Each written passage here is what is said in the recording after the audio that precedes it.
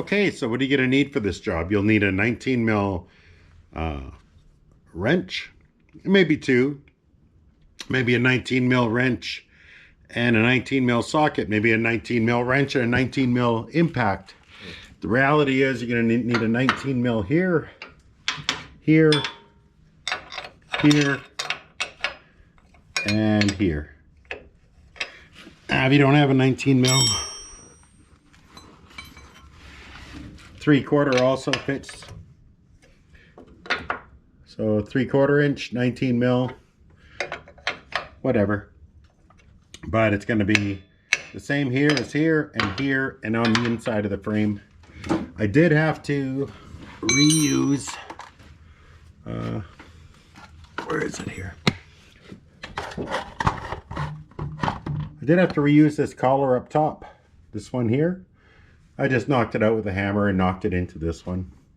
Just came right out. Actually, I used vice grips and twisted it out and then knocked it into that one.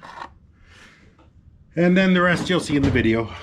All right, should take you about 20 minutes per side, assuming nothing breaks. It's really 4 bolts, not a very intimidating install at all. Take that off, pull the shock out, put the new one in, put it on, put it on. Don't forget to swap out the collar.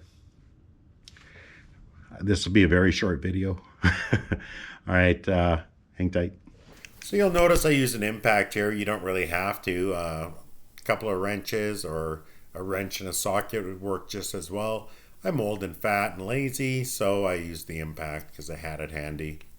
Off screen, I'll knock that collar out that we talked about, and then I just tap it into the new one and before bolting it in. So there's the bolt, your lock washer, and then the nut.